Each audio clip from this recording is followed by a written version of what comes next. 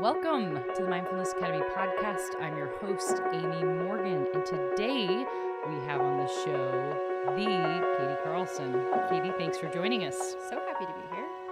Let me tell you a little bit about Katie's impressive background and how she has one of the coolest jobs that I've heard about. Katie serves as the Director of Wellness Initiatives for the Marion County Sheriff's Office in Indianapolis, Indiana. In addition to other responsibilities, she serves as the coordinator of the MCSO Peer Support Team. Carlson is a certified yoga teacher and certified mindfulness teacher. She teaches yoga and mindfulness meditation to law enforcement and public safety personnel and to inmates in the Adult Detention Center. Before assuming her current role, she served as the Public Information Officer for the Marion County Sheriff's Office for nearly 8.5 years.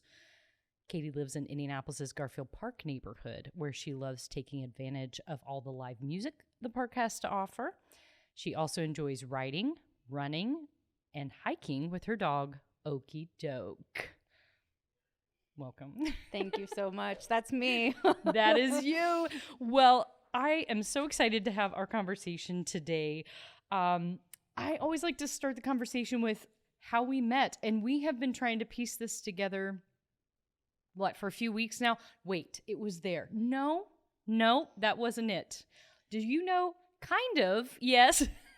And we haven't been able to quite nail it down, but we do have some mutual contacts who are in the mindfulness realm, including Robert Olemiller, who has already been on the show.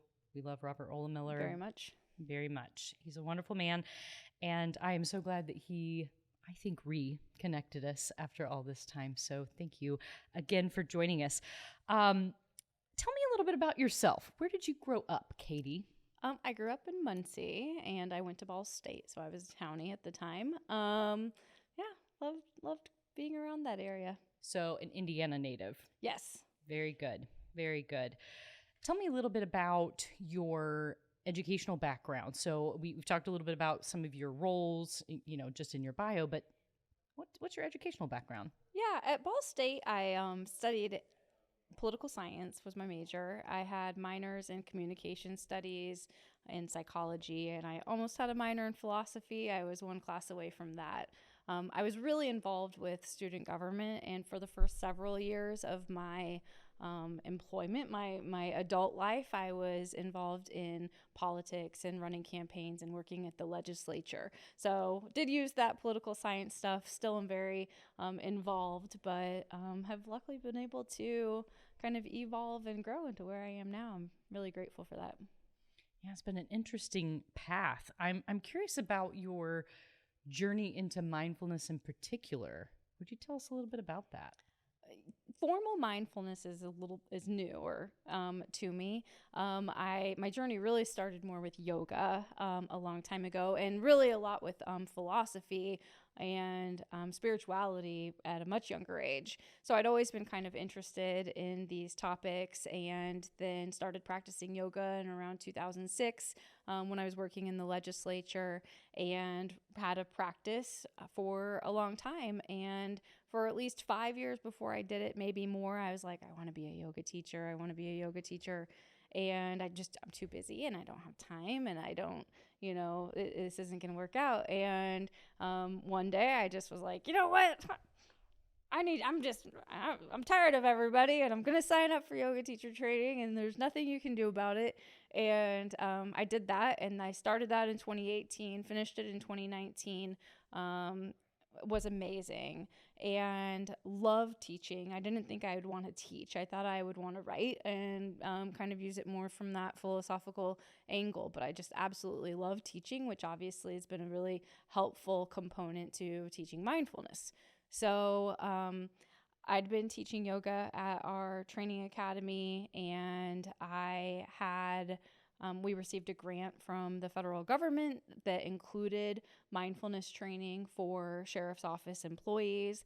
And, really before that, I'd read Mindful magazine, but I just didn't really have a formal relationship with mindfulness.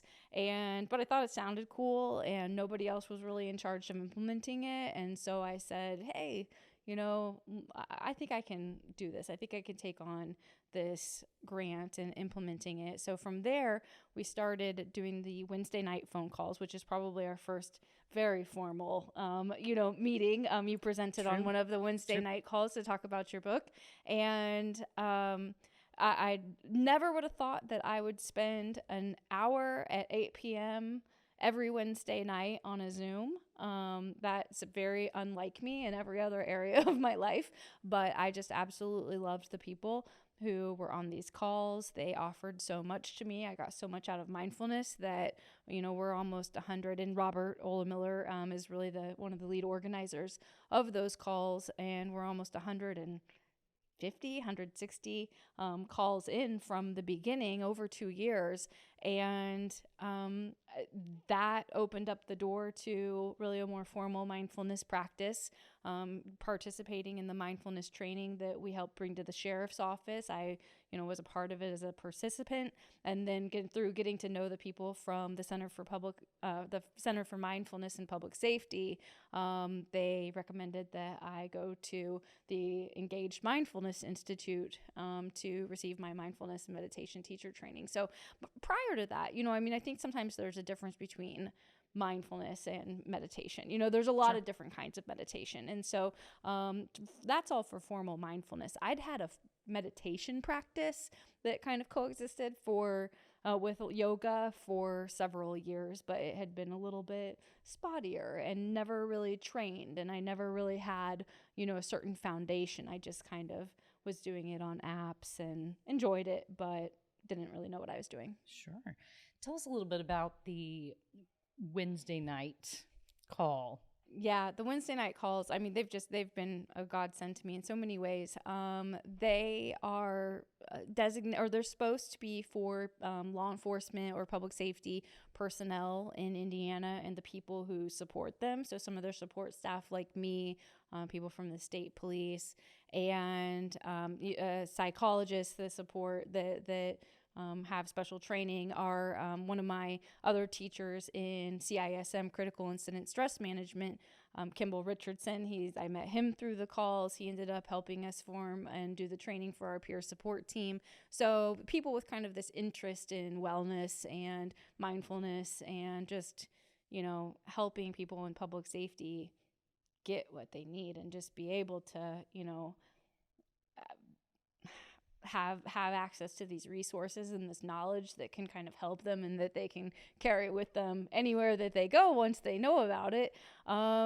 People that have that interest have been coming together for, over 2 years now, and we'll generally have a different presenter. Sometimes we don't have a presenter and we just do an extended mindfulness practice, generally led by John McAdams of the Center for Mindfulness and Public Safety. And, because I say yes, and, have a lot to say, apparently. I'm the most frequent presenter on the phone calls, or on these calls. So I've presented over 20 times on a lot of topics. Right now I'm doing a series on the chakras, and have talked about the yama and the niyama of yoga philosophy and other topics too. And so I just kind of am able to take some of that yoga background and share it with the folks that are there to talk about mindfulness and combine those two things. Wonderful. I'm wondering if you would tell us a little bit about what mindfulness is in layman's terms. I'm always interested. I love this question, and I love it because I get to kind of introduce it to new people all the time. Just yesterday in the jail, I was working with a brand new group of female inmates, and, starting from scratch, here's what mindfulness is, and I use my definition. So what I define mindfulness as is essentially a formal and an informal practice, and that's not necessarily my terms. In fact, I might have it here. That's probably John Kabat-Zinn who referred to it as a formal and an informal practice. But the formal practice, they're essentially the same thing, and they exercise the same muscle of mindfulness. So a formal practice, in both, you have this object of mindfulness. And in your formal practice, say meditation, your object of mindfulness might be your breath. It might be the sensations in your body. It can change. It can be what you're hearing. It can be your thoughts. So the object of mindfulness can shift. Same thing in an informal practice. Your object of mindfulness, and what I love to describe to people when I'm talking about it for the first time, is I'm like, what's important to you? Yourself, self-care, the people you love that are right in front of you, your kids, your job. Even if you don't love your job, you don't want to get hurt on your job. You want to be able to, make money and pay your bills. So, being mindful of your work that's in front of you. So whatever needs your attention, and not just needs your attention, but is worthy of your attention, is your object of mindfulness in an informal practice. And so both in the formal practice and the informal practice, we begin to notice when our mind wanders away from this object of mindfulness, and we cultivate this sense of kindness towards ourselves, of curiosity towards ourselves, as we bring our attention back to that. So they're the same. So you practice in a formal meditation practice so that you can strengthen that muscle of mindfulness in the rest of your life. And it's the same muscle. And I love talking about it that way. Yeah, I like that a lot. I think one of the most useful lessons that I learned was that our brain's job is to think, and we are always scanning. We were talking this last week when Fleet Mall was on the training call on Wednesday night. He talked about just how we're scanning for danger. It's not like we're scanning the horizon for joy, usually. At least that's not kind of our default. Right. And instead of being angry at ourselves, that honestly, just the quicker you can let it go without judgment, the better. And as you start training that muscle to say, oh, I keep thinking about my to-do list, or, oh, I keep thinking about that frustrating conversation, or whatever it might be, and just pop back without any sort of, if you can work on not having the mental junk around getting off the focus. Yeah, so much of it is just about being able to kind of work on and create these really healthy and kind relationships with ourselves, so that we can work on creating these healthy relationships with other people. Because pretty much, everything that's going to make you happy in life is other people, and everything that's going to make you miserable in life is other people. And so you get, and it's how you, sort of cultivate your interactions with people. So, I know people who, and not just people, but, I think that there are people that sometimes confuse mindfulness or meditation with, I'm just going to concentrate really hard, and I'll go 60 minutes and I won't think about anything, and I won't get distracted at all, and I'm the best meditator in the world, but they're a jerk. And it's like, who cares if you can meditate and not think about anything else for 60 minutes if you can't get along with anybody? Like you're just so it's mindfulness and meditation so much more about what we cultivate in these conversations that we cultivate with ourselves, so that they can translate to others, than just this fixed, focused attention. And I think that sometimes people use, especially, the people sometimes use the benefit of perhaps better focus as a reason to do mindfulness. And while that's true, the point is to be kinder to ourselves and to be kinder to other people.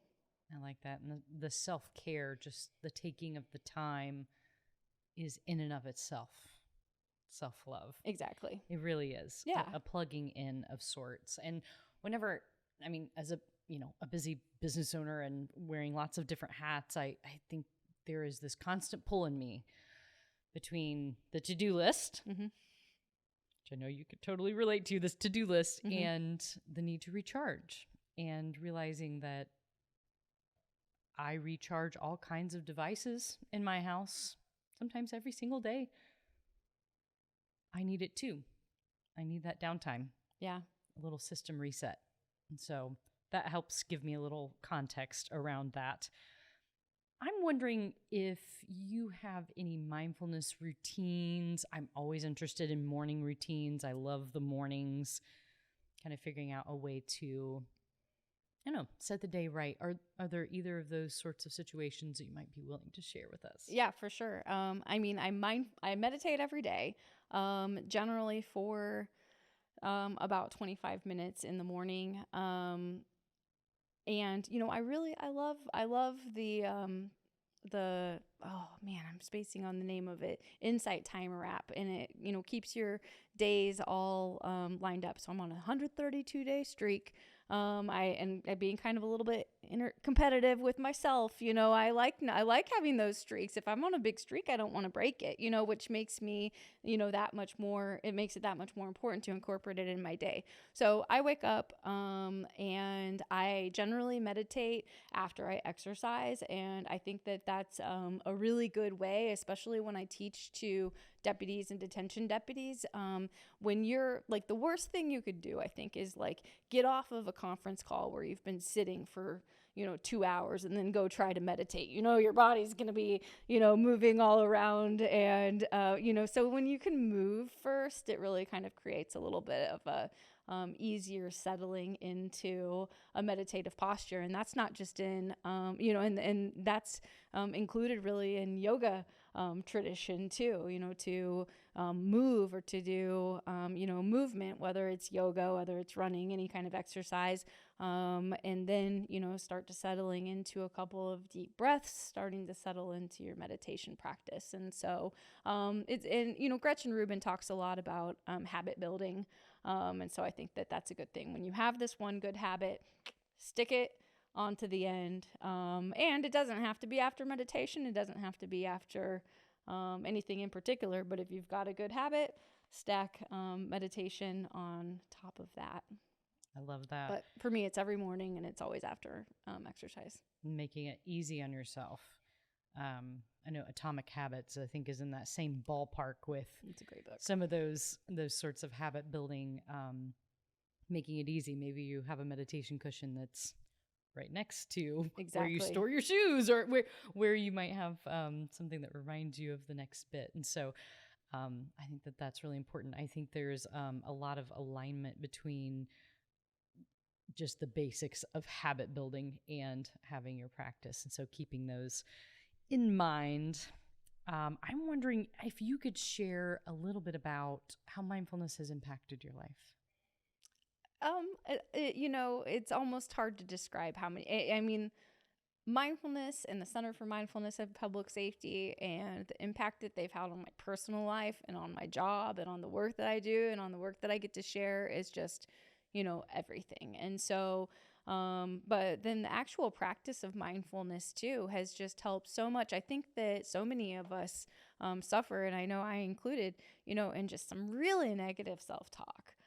Sometimes, and that's been something that I've had a hard time with for a really long time, these huge expectations of myself. And so mindfulness has really softened the way that I've been able to kind of communicate to myself, about myself, and through that. And it's just like what I was saying before, when I'm getting softer with myself and easier on myself, I'm softer and I'm easier on the people around me. And it just makes my relationships and my friendships and, the people who I interact with on a daily basis, it makes it all easier and more connected. Yeah, I like that quite a bit. So it's helping you be kinder to yourself, is what I'm hearing from that. So I know we talked a little bit about habit building as an important part of mindfulness. What sorts of tips, though, other tips might you have for beginners? Start with a minute a day, but do it every day. I think that doing that every day is, that's how you're going to build a habit, is that it's got to be every day. And a minute a day is fine.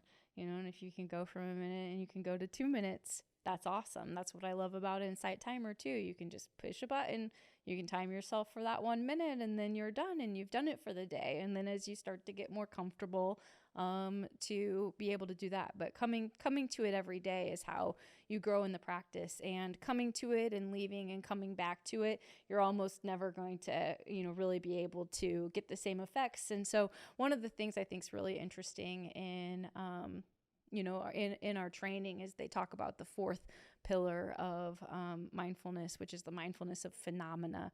And of those, there are kind of 5 things that can really take you away from your practice. And the 5th and the most dangerous one, that's how it's always described, is doubt. And I think that's so, but it's so true, because it's like, if you have this doubt, and I refer even to little doubt and big doubt. So there's this big doubt, like, mindfulness is stupid, it's not going to help me. Like, that's going to be hard to get over, right? But then there's this little doubt, like, I don't need to do it today.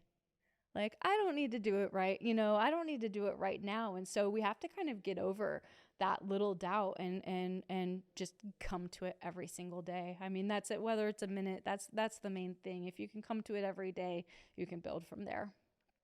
Yeah, I like how, even with a minute, that if you give yourself that 1 minute that is just sacred, and you practice, it's just kind of like having a few reps, right, in the gym.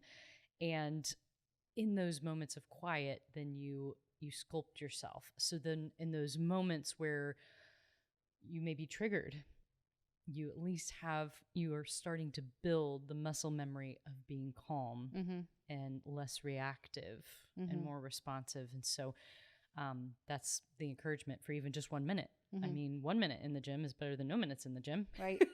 Or 5 minutes or 10. Yeah. It's better than nothing. It really is. Yeah. And but doing 10 minutes once a week, it's not the same. And it's going to be really hard to kind of get the same benefits from the practice. And so, I think people enjoy kind of sitting quietly for a little bit, but that's not, when you come, you have to just build in these sorts of, you have to build mindfulness into your system, and building things once a week, it's just not quite the same as every day. So let's talk to our listeners a little bit about the Insight Timer. Are you listening to some sort of background music? Do you go silent? I go silent. Like black coffee. I used to listen to it. I used to listen to some music, and I'd highly recommend that for people who are starting. But from my teachers, they have said, if you can, and actually, in other books I was reading, from my teacher's teacher, and it's a book called Cutting Through Spiritual Materialism. They essentially talk about, taking away everything, that's extra from your practice. And I think that that's something that I care a lot about in yoga. I want yoga to be really accessible to people. And one of the things that I like about it is that, you can just sit here, or you can just stand, and you're in mountain pose, and you don't need any special clothes. You don't need anything like that. So it's the same thing for our meditation practice, is that we can do it with nothing. But sometimes it's easier, especially for those longer times when we're getting like more into 5 minutes or to 10 minutes, that we can,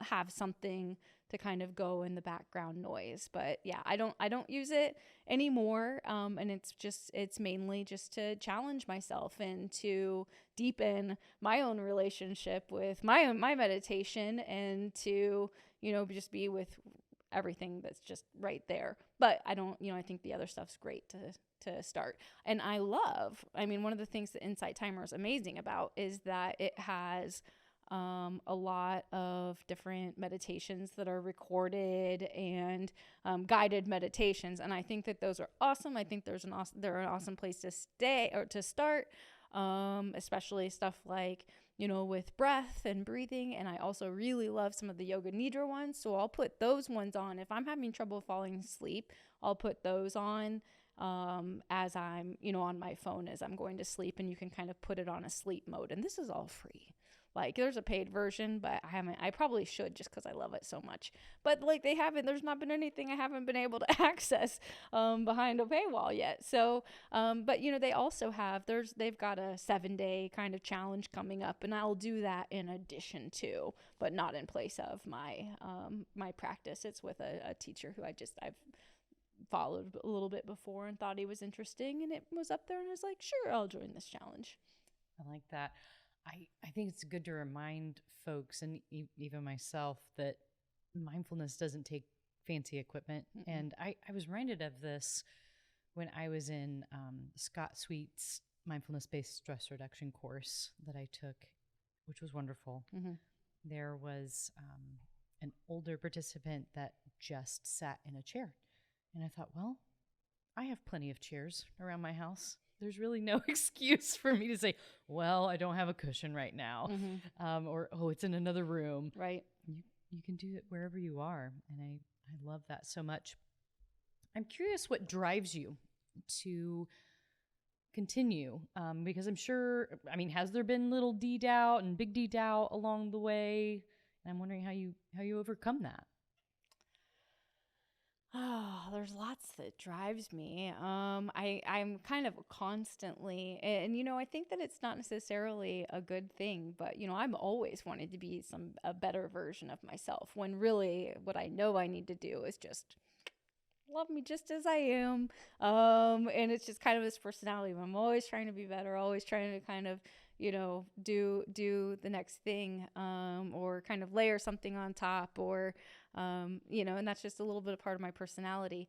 I haven't really, no, there's been one thing that kind of got in the way a little bit, and that'd be after, we would do these kind of intensive weeks of training.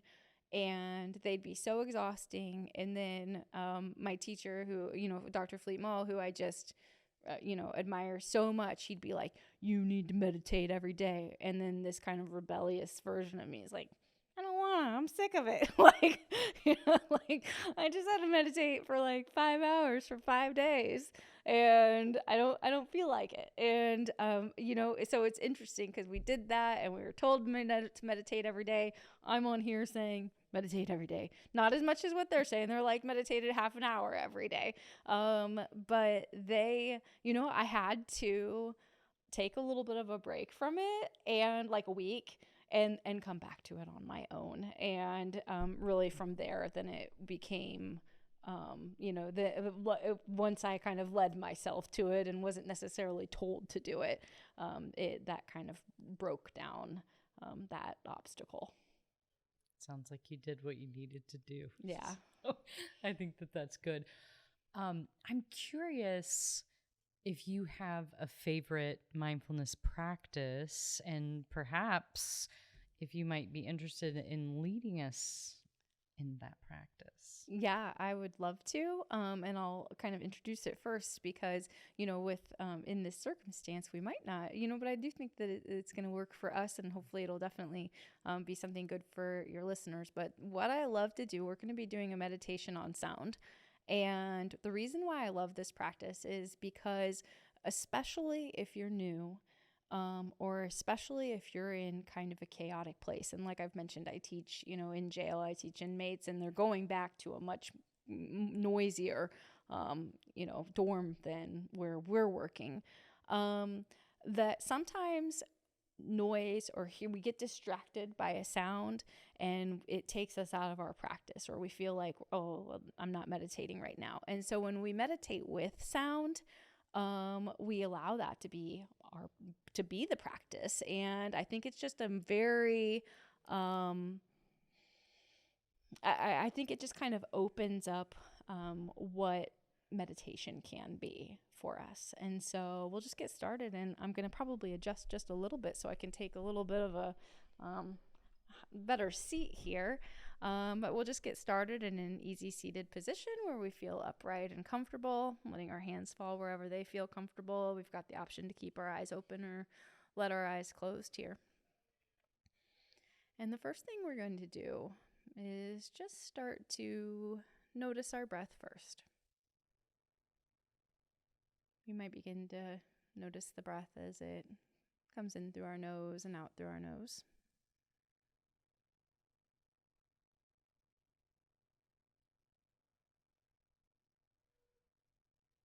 And then we're going to begin to shift our attention to our sense of hearing. And the first things that we're really going to focus on are the sounds that arise in this immediate vicinity. So we're in the same room. Other people might be in different places, but still one of those sounds may be the sound of my voice right now. We may hear a crackle from electronics or movement of air in a building noise. We may be even able to hear this very subtle sound of our own voice, a sound that's so quiet that nobody else can hear it, but we can. And so we just notice these sounds that are the very closest to us, the sounds right in this room.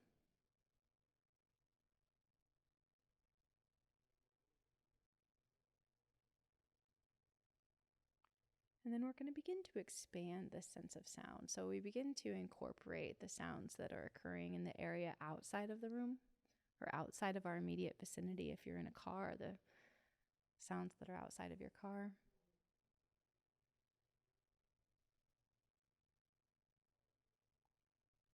Again, this might include room noise, airflow, voices, people walking. Just what do you hear outside of your immediate vicinity? And letting your attention just rest on that sound.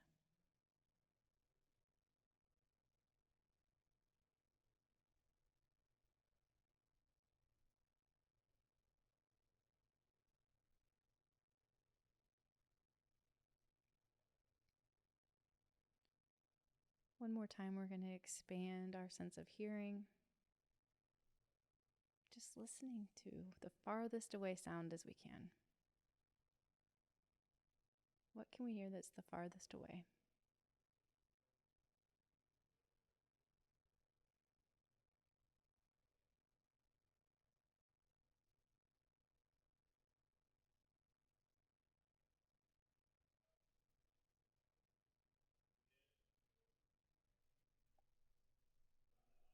And then one more time, we'll just begin to incorporate all of these levels of sound, all three realms of sound together. And so we just let our attention rest on the sensation of hearing, allowing all of these sounds to be a part of our practice, the sounds that are closest to us, the sounds that are the farthest away,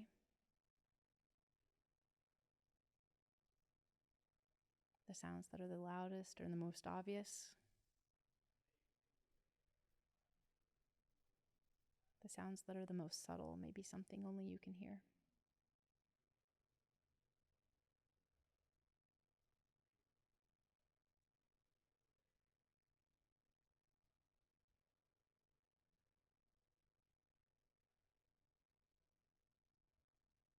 We'll just start to close this practice by taking one big breath in together, maybe lifting our shoulders up to our ears if it feels comfortable, and breathing out with a sigh. Opening our eyes if they're closed, maybe moving around a little bit. And I know I asked to turn the tables a little bit. I always like to ask people about their experience with these different meditations. So what'd you hear? What happened? Here in the room, I was noticing the crackle, Mm-hmm. inside our headset. There's just a little bit of that from our devices here. I think I was noticing my earrings kind of have a little bit of I don't know if you can hear it. Mm-mm. Hopefully not, because then it's probably picking up on the recording. But I was hearing a little bit of that. I could hear myself swallow. Mm-hmm. And then as we moved outside, I can hear a little bit of a conversation happening. Mm-hmm. It's kind of loud, if I'm honest. Outside of our studio. And so I heard a little bit of that and some doors slamming out there. So, yeah, that's what I heard. Yeah, I didn't hear very much in that kind of far away realm. This is a really interesting practice sometimes, depending on the level of noise, or if we're outside, we can hear planes and traffic from far away. So I love that practice. I love being able to kind of expand that. I had someone once say, I feel like Superman. I heard so far away that I didn't know I could hear that far away. So yeah, I love this practice. The crackle I found kind of to be comforting. It is Like a little white noise. Like I was like, I could is. meditate to that. It feels a little old-fashioned-y or something in there, doesn't it? It does. It is kind of comforting. I got to give you that. Yeah. I I'd like to hop into a little bit of a conversation around your work because, again, super cool work, and kudos for taking this grant and making it into something really beautiful and in so much service of those who serve us. I think something that I have reflected a lot upon after being part of some of the Wednesday night calls is just the level of trauma that first responders, police officers, firefighters, even clergy, psychologists, etc., just in general have to process through. They're exposed to and have to process through. But even over the last few years, oh my goodness, just the spike that I can only imagine. Yeah. And what a gift it is to help equip them with mindfulness tools to help process that. So Yeah. I want to hear a little bit about kind of how this grant worked out and what it really means kind of on a tactical level. I know you've talked about with me, even your Monday morning calls where you're leading, just what it means to have a wellness initiative inside a sheriff's office. Yeah. Well, I mean, you talk about the past few years and the increased levels of stress, which is very significant. But, it's always amazing to me that we've really only begun to learn about trauma in the last 10 or 15 years. And so, thank goodness. What I'm grateful for is that we're starting to become aware of it, that in our peer support team, that we're trained in critical incident stress management and kind of trauma mitigation, trying to avoid trauma after serious incidents before it really settles in and makes a long-term impact. And if only we could have had some of these tools much farther back, it would have made a really big difference. So I am so incredibly blessed and lucky to have my job. I'm really grateful for it. It came about, as you mentioned, I had been the public information officer at the sheriff's office for 8.5 years. I actually celebrated my 10th anniversary yesterday at the sheriff's office. Congratulations. Yeah, I can't, it's hard to believe. Not very typical millennial behavior, sticking around so long. But I love it. And it shows how much of kind of a family that it's been. So, I'd been around for a long time. There's actually a lot in common with the peer support team and being the media relations contact, because there's a lot of bad news comes to you and it's in different ways. I'm going to interrupt you and say two quick things. I want you to talk a little bit about what the peer support really means to kind of paint a picture for us. I also just want to say your mindfulness training is trauma informed, correct? Yes. So I think that's an important distinction. Yeah. And I'm glad that's the kind that you received. Yes. That seems very wise. So tell us a little bit about peer support. Well, I'll walk it back just a little bit farther to include the different things that were in this grant, because that was really the origin of how the job started. So as the PIO, it was hard. I was sole contact for the media for 8.5 years. This was during the pandemic. The pandemic was really hard for jails and prisons. Well, you had people confined in these spaces, generally kind of with a poor level of health, and we had to just kind of constantly, and it was so hard to monitor, these illnesses, especially before we had these, this is before we had the tests, it's before we had the, shots. So everyone else, including myself, was able to kind of, or, not everybody, but a lot of people, not the workers that were out there, pretty much everyone who's not paid enough, had to be out, and several of us were able to work from home. But yeah, you've got, you have inmates and they're coming in all the time and no idea what people have been exposed to. So we'd have to have big, blocks, and then the media was always very interested in, what we were doing to prevent it, or if there were specific cases. So it was really difficult and really challenging. So with doing that, I've always been, since our current sheriff, Carrie Forrestall, has been elected, I'd been pretty involved in the marketing end for our, for recruitment. So I'd been very involved in that, and I still am involved in that.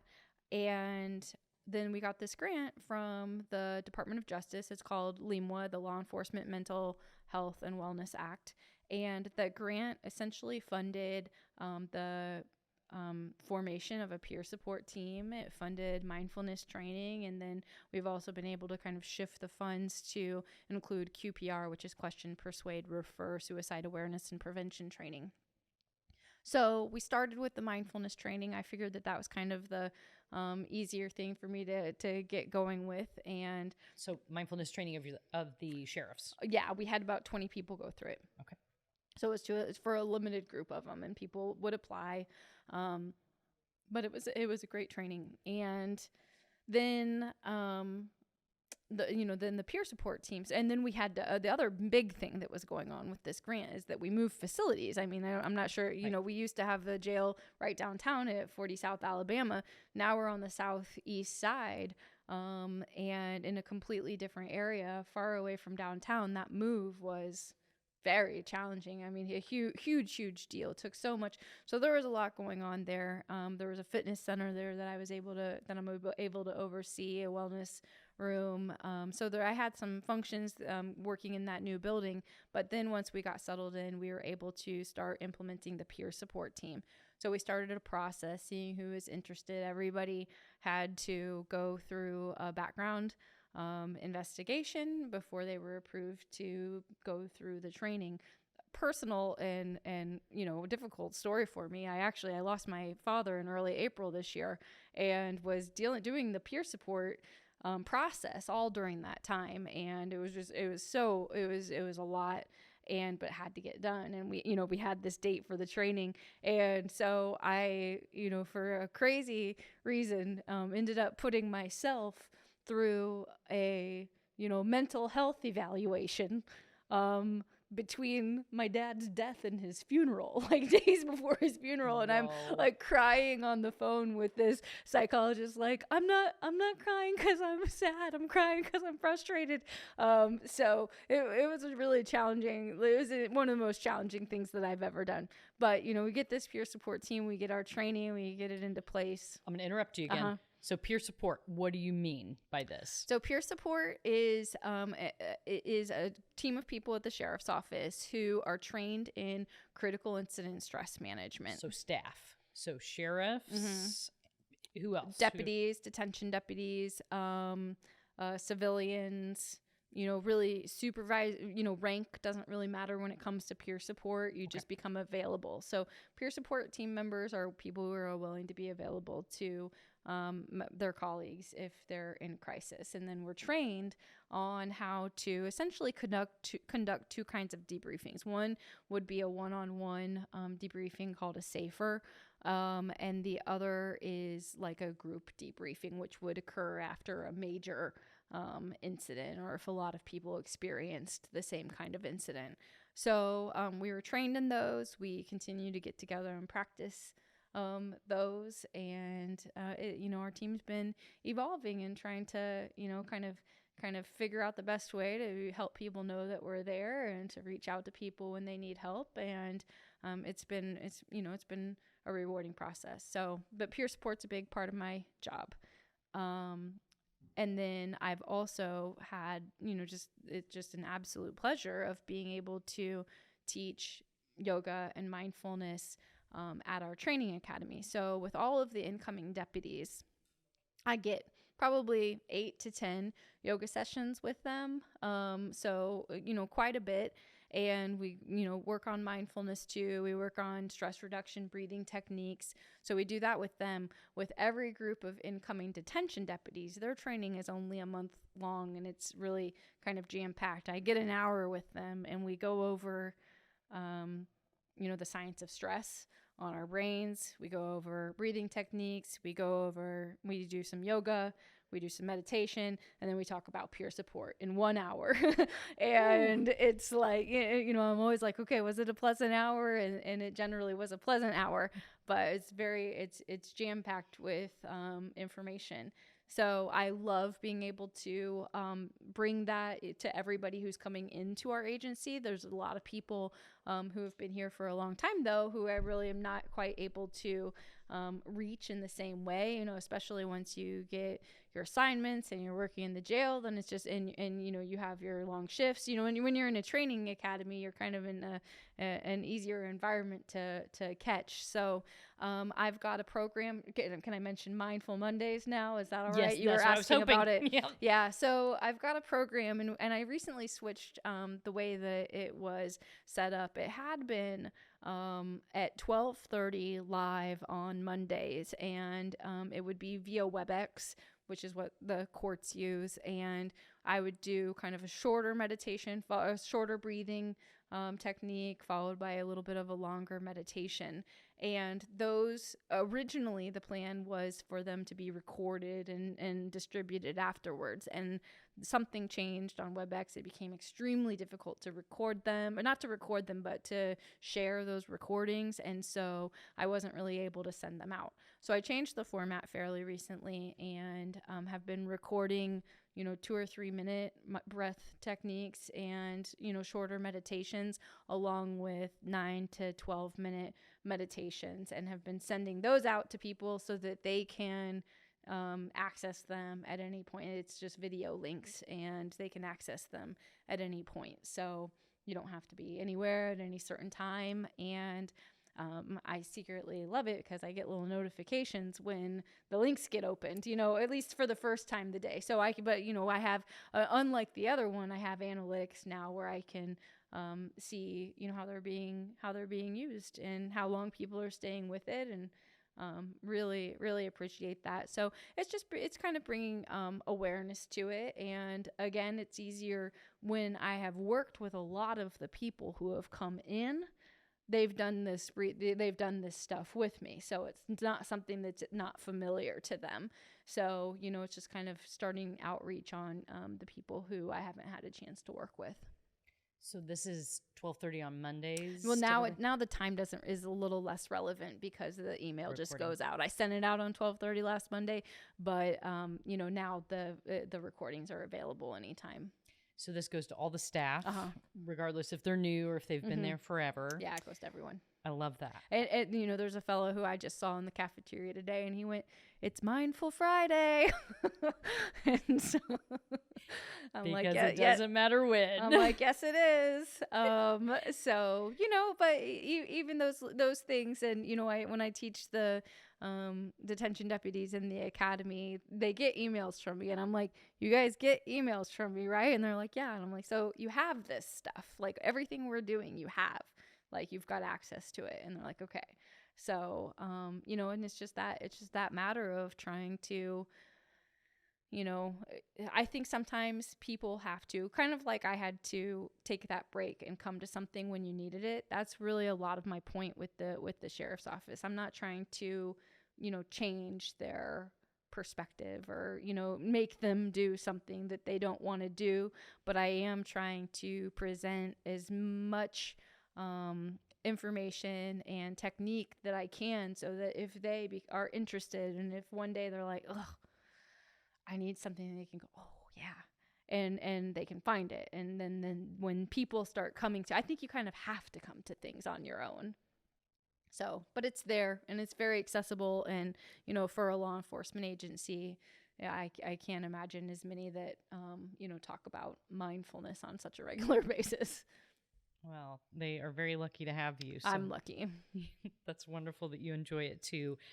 I am wondering who else you're training. I think you told me that you're starting to even train inmates, male and female inmates. Tell me what that looks like. Yeah. Is that a regular thing, or just as needed, or what's that like? Semi-regular. So still kind of figuring that out. So the working with the female inmates has been regular, and I really, when I had gone through my training and with Dr. Mall and with Vita Perez, the people that, you know, they just have such a wealth of training people who have been in the prison system and in jail. So I learned from literally like the best people you could learn from for teaching in a jail. And yet at the same time, it had never really been my intention, you know, as I went all through teacher training, I'd always kind of done it like through this lens of, I'm doing this and I'm focusing on public safety, even though I had a population of inmates that were, all around me and above me. So, but I did need to get 35 hours of training, of teaching in to be able to become certified. And I was walking a thank you note upstairs to our director of programs one day, and he said, "Hey, I've had some requests for mindful meditation. Is that something you'd be interested in doing?" And I was like, "Yeah, sure." And so I generally, unless there's a conflict with the room, I generally work with female inmates every Thursday. And then there's been a group of male inmates that I've gotten to meet with one of the groups twice. I'm scheduled to meet with them again, but there's kind of, we have a lot of really difficult staffing issues, which is why, I have such a focus on recruitment too. And also that all of this is, part of retention, trying to help people be able to give themselves the tools that they need to be able to come down after a hard shift. So, and lots of the other projects that I'm working on that are just trying to make, life better as much as we can.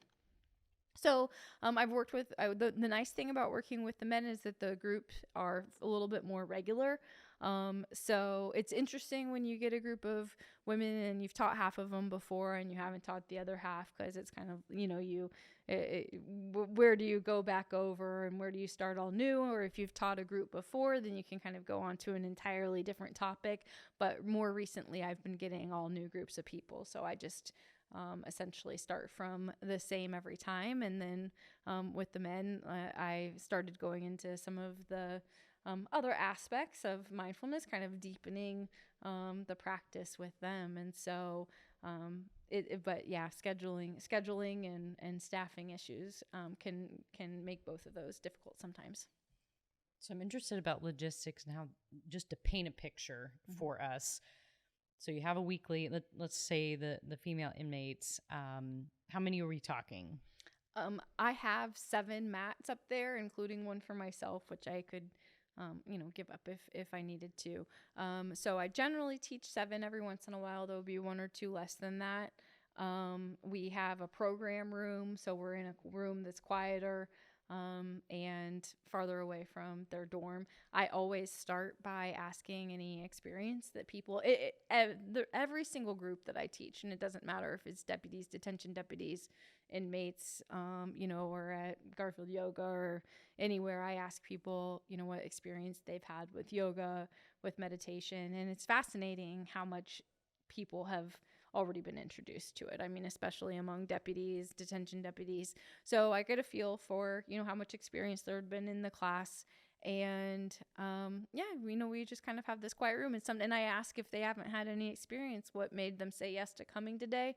And I'm like, and if you just wanted to get out of the room, that's okay. So, it's really fun because it's a lot, it's so, I don't want to call it informal, but we have fun, and it's very pleasant, and it's very conversational. I like that. And is it maybe half an hour? An hour long. Mm-hmm. Excellent. And so are you training in a variety of modalities, or are you teaching mindfulness, just yoga, a mix? Tell me about that. Yeah. So I generally start with, it's pretty similar to the hour that I'll get with the detention deputies if I'm getting a whole new group. So I'll start with the science of stress, helping people understand their autonomic nervous system, the sympathetic, nervous system, the parasympathetic nervous system, and how that works. And then how essentially we have this kind of knob, this dial on ourselves, where we have the ability, we have more control than we think, to take ourselves from the sympathetic nervous system into the parasympathetic nervous system. And that the main avenue for that is through our breath, or one of the most direct ones. So we go from there into a few different kinds of breathing techniques. I'll teach even breath, straw breathing, 4-7-8 breathing. With the detention deputies and the deputies, I'll do box breath. And then we go from there into a yoga practice. And then that's always based, with whoever I'm teaching. It's based on what I can see in the class, you know, and I always say, going back into, you know, it being trauma informed, you know, every single thing that I'm saying here is a suggestion. I'm not telling you to do this or that or anything with your body. I'm not telling you to do anything that feels uncomfortable. If something feels uncomfortable, don't do it. If there's a movement, I don't know what injuries you've had. If something hurts, back out of it. You're not going to offend me. You don't have to look like other people. You don't, you know, none of our poses are going to start the same way. So I always preface that. And then, you know, I kind of get a feel for the class and their mobility and how much they can be sitting and standing or, you know, bending over, or what feels good, and just kind of base it off of, you know, whether they're liking what we're doing or not. And generally always run out of time. So after we do a little bit of yoga, just move our body around for the same reason we were talking about earlier with exercise. You know, if we have a lot of jitters, then we're going to have a hard time setting. I'm sorry, I'm a physical person. If we have a lot of jitters, we're going to have a hard time settling down into this yoga practice. So when we can move our body a little bit first, then we can do that. And then we just usually only have time to do practice with the breath. A couple last questions for this part of our conversation. I feel like the $1 million question to me at this point is, what kind of impact are you seeing, either qualitative or quantitative, or even a story to paint a picture of what this has done for the deputies and or the inmates? I'd really love to hear that.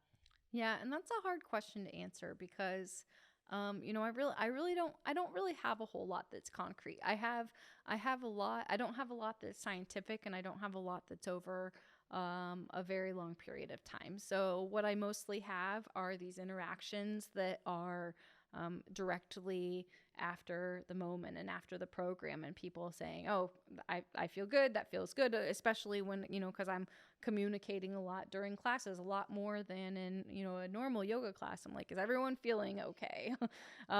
So, you know, that sort of interaction that comes during and after class is one indicator to me. And then, you know, the other thing that's really rich to me is being able to, having worked with so many people as they are going through training, you know, when I'm up in the jail and up on the floors, like I get to know so many of the people that work with us, and they know me. And so it's actually helpful as it translates to our peer support team, and as it translates to people being open and willing to use other resources for their wellness in the sheriff's office. And so, you know, and I have, you know, actual numbers when it comes to Mindful Mondays now that I can see and use. But the real mission statement of my job isn't necessarily around mindfulness or yoga or even, you know, peer support, but it's to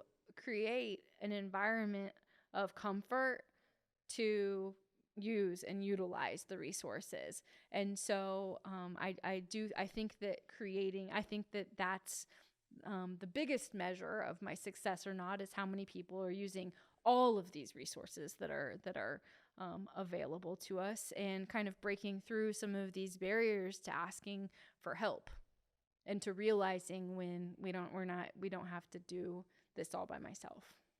And I've been thinking, as you've been talking around this idea of even recruitment and retaining talent, because when you provide resources, I tend to think that makes one feel better about the working environment that you're in, and you are equipped for different situations, which is very helpful.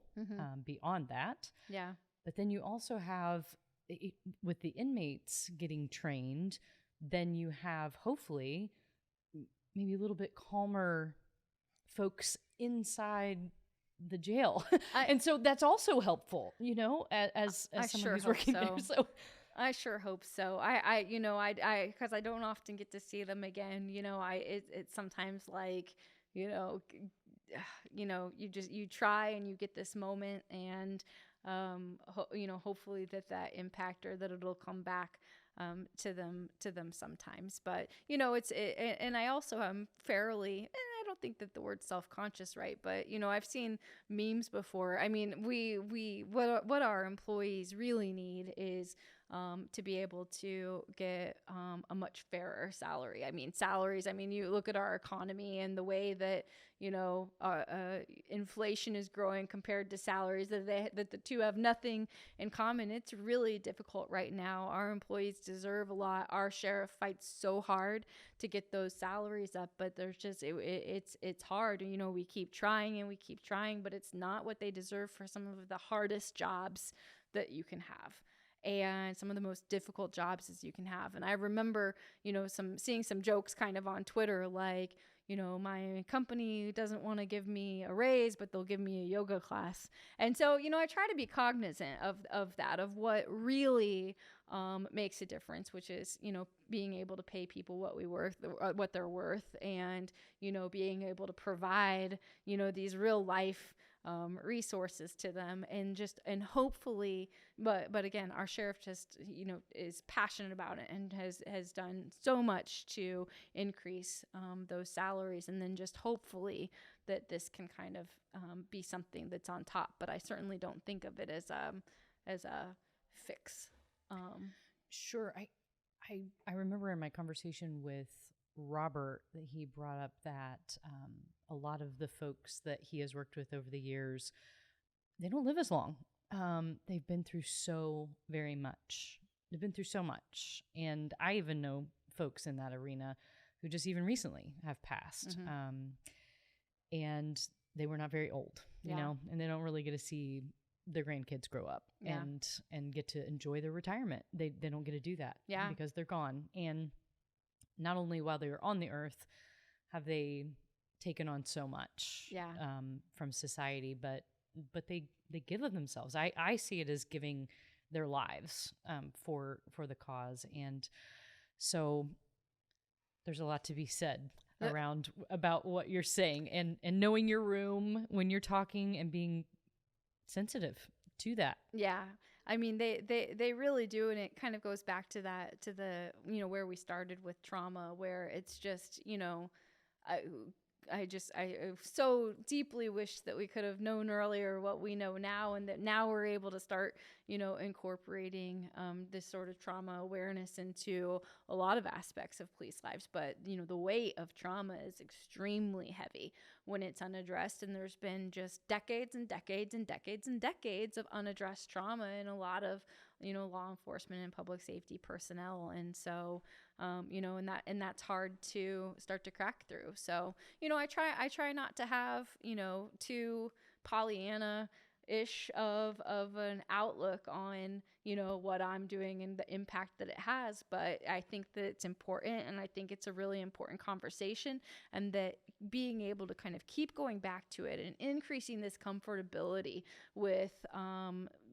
mindfulness, with yoga, with self-care, with any of these wellness resources, reaching out, using our employee assistance program, that as much as we can do, that starts to make a difference. I'm wondering if you would share with our listeners a little bit of advice that you might have for other departments, particularly sheriff's offices or criminal justice facilities, who might be interested in launching a wellness program like this.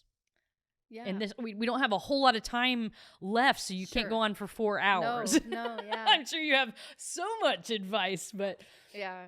Well, I think first of all is that there are a lot of, when I first started this role, I was a little bit fearful that I didn't have the same, being a PIO, there were really huge networks that you could lean on. And I didn't quite find the same ones when I started, but they are there now. So there's no need to reinvent the wheel on it. And I think that the other thing that I would say is that if you are interested, if you work in law enforcement and you're interested in bringing mindfulness, if you are, just doing, working in it anyway, that one of the best things you can do is educate yourself on trauma.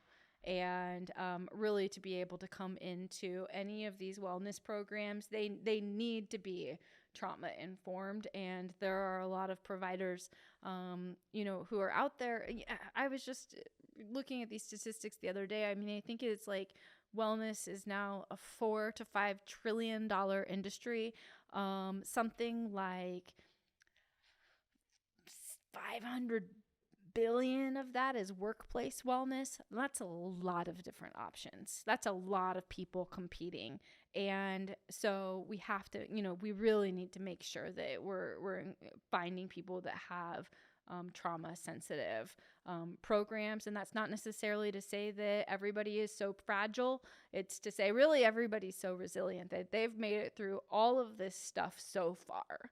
And it's a lot, but that, there's going to be a lot really that's underneath there. So connect with other people, connect with me. I'll get you connected to groups in Indiana. And, just make sure you understand and place a high value on trauma informed practices.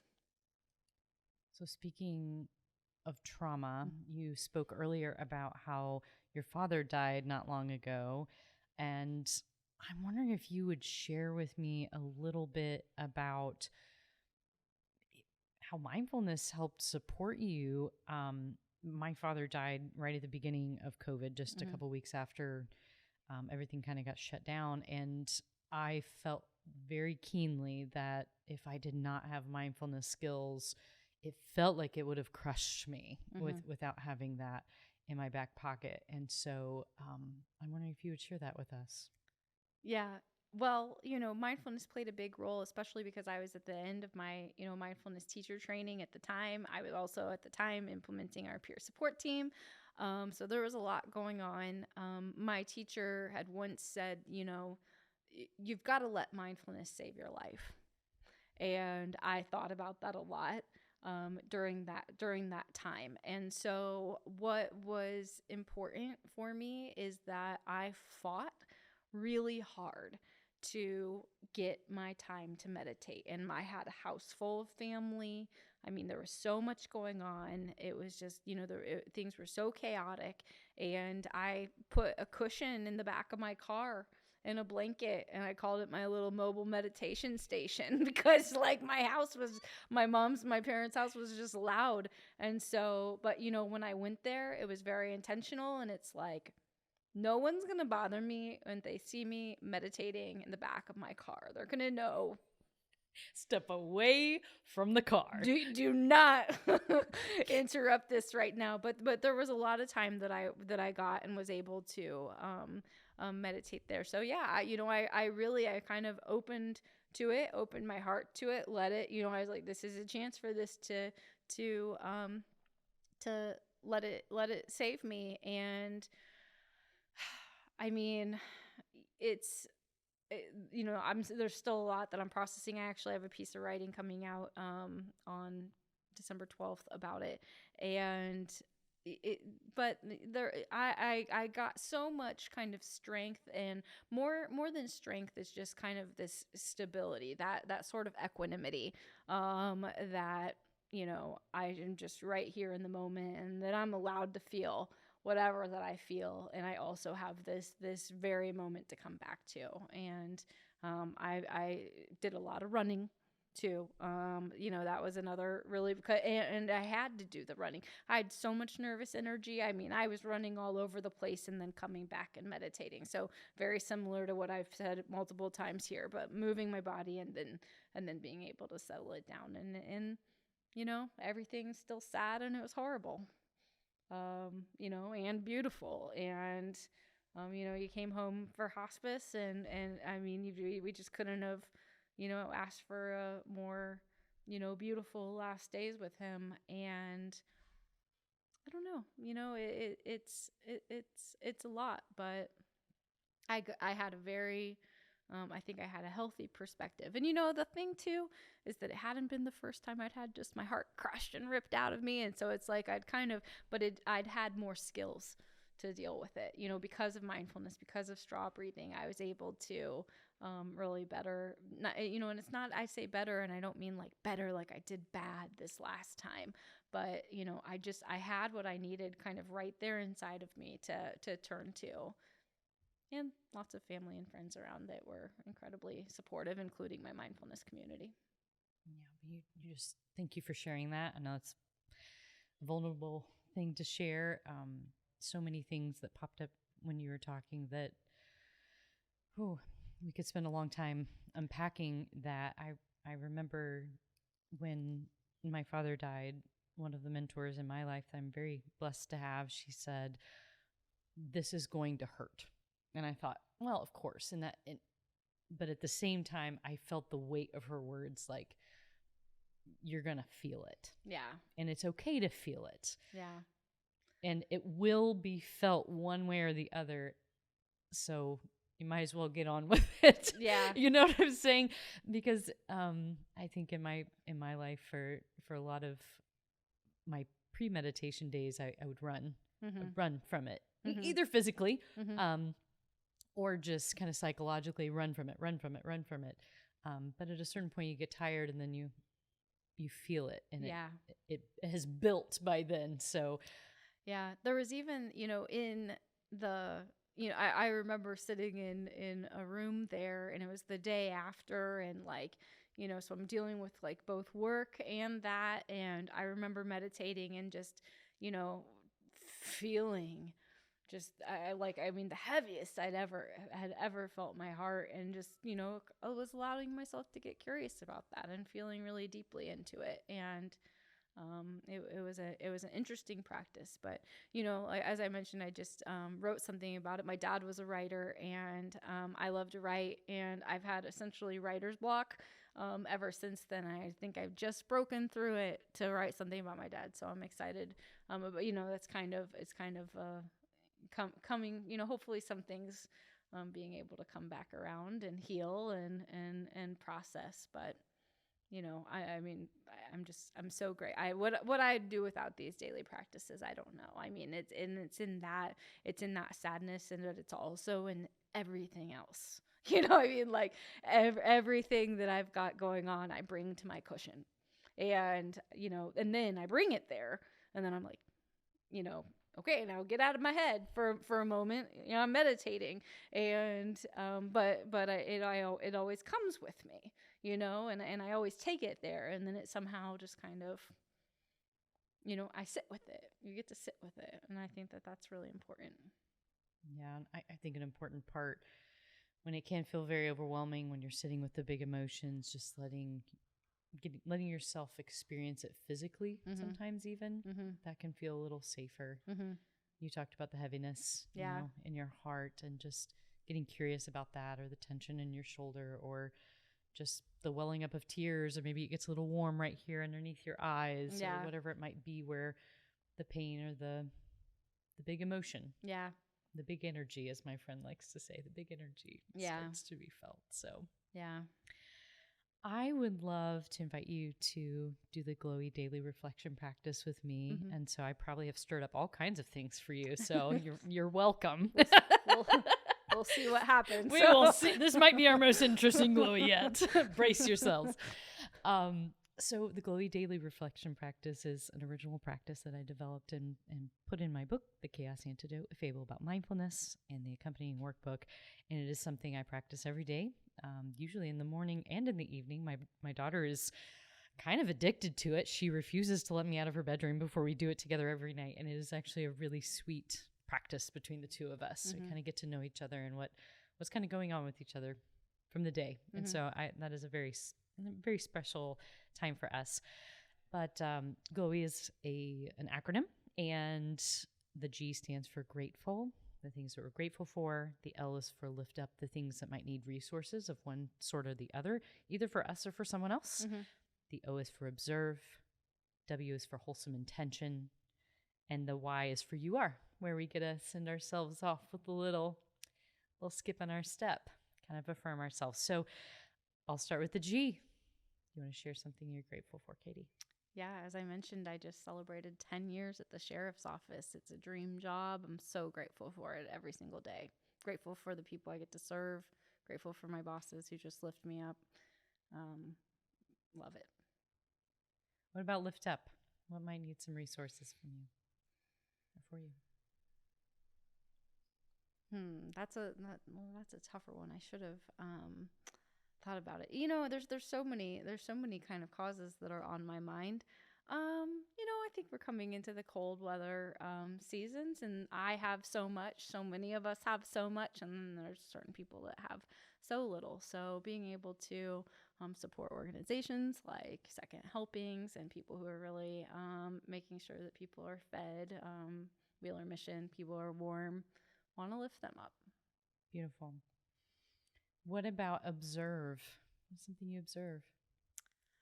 I observe this studio space, which is really interesting. I don't know if anyone said that before, but I came in here and it's kind of like there's a slide back there that I wanted to slide down immediately, and so I just think that this is, and I love these old buildings. We're just on South Meridian Street, and I just love any old buildings that are here remaining in Indianapolis, and so I'm grateful, or I'm observing where we are. I think it's super cool. Excellent. What about a wholesome intention? A wholesome intention. My wholesome intention is to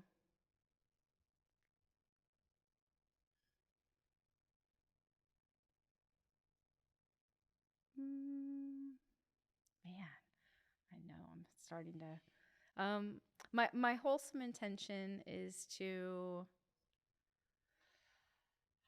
it's probably going to be work related again. I mean, just, to be able to, I know my wholesome intention is to be able to keep providing. I've got some really cool programming that's coming up, and I hope that it happens, and I hope that people know that it comes from the bottom of my heart, wanting to get these things done. Top secret, so we can't share. Yeah, nothing's formalized, but that that I just I care about the people I work with in so many ways, and that I intend, the things that I'm doing are intended, for them and for them specifically. The last one is you are. This is some self-love before we head out the door. So, and I say you are as in like, you can even hug yourself. I'm speaking to myself. You are extremely loved. I like that one. Yeah. I mean, I feel it, and, people, got a lot of people that show it to me, and, I love myself, and don't always feel, don't always want to say it like that, but I was thinking about it earlier, and so myself, family, friends, I just feel very loved. You're very loved. Thank you for sharing in that practice. Yeah, thank you. I wanted to open up the floor just for a moment to allow you to tell us a little bit about Hello Moment, your LLC. Yeah.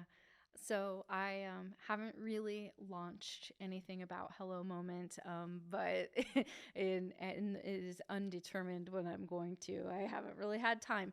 And it's funny because I actually just made earlier a sign-up sheet for a Hello Moment newsletter that doesn't exist yet. So I'll give you my Bitly link. Does that sound okay? So Hello Moment is an LLC, and it's what my yoga ends up coming through. I am available to do private mindfulness sessions and corporate mindfulness sessions. And, I was just joking, I'm not a great business person. So if you've got a good cause and you want someone to come out and do a little bit of mindfulness, especially for people who, have stressful jobs and are doing really good work, you can reach out to me, and I'm always happy to do that. I've done that several times before. So not making any promises, but happy to do that. Hello Moments, important. I think that the logo for it is as meaningful to me as anything else. My dad loved clouds. My dad was a lifetime member of the Cloud Appreciation Society. And clouds are something that come up often in mindfulness because as like passing thoughts, because just because something's there doesn't mean that it's going to necessarily be there the same way forever. And then it might be gone completely. And so Hello Moment's got this sunshine with a cloud in front of it. And it's really just about meeting the moment and meeting a moment. There's this quote and it says, I meet this moment as a friend.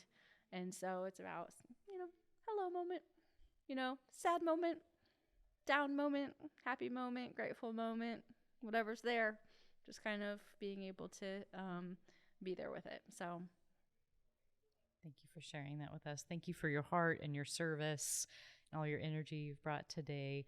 It's been a real joy. Today's podcast was sponsored by Good Aim Communications. Good Aim Communications is a full-service marketing company based in Indianapolis. You can learn more about our services at goodaimcommunications.com. From my heart to yours, may you live with ease. This is your host, Aimee Morgan, signing off.